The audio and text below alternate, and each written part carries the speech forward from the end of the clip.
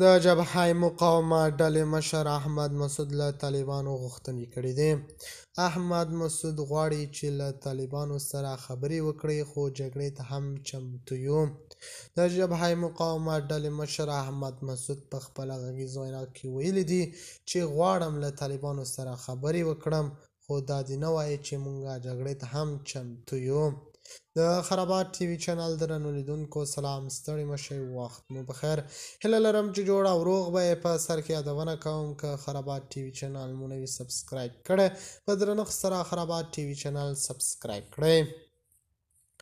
احمد مسعود له رویټرز خبري اژانس سره په مرکه کې ویلي چې یوازینۍ د حل لاره خبرې دي، خو په وینا یې د خبرو له بې پایلې کېدو سره جګړې ته هم چمتو دی.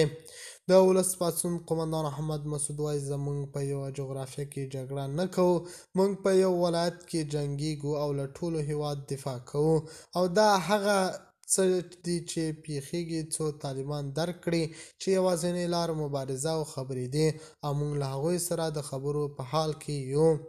احمد مسعود ویلي که موږ یو بل سره خبرې وکړو، دا به د افغان ولس او زموږ او د طالبانو ترمنځ یو ښه کار وي او یو ښه پایله به هم ولري. نه دا چې یو بل ووژنو، هر طرف ته افغان وژل کیږي، دا هم هیڅ ګټه نه لري.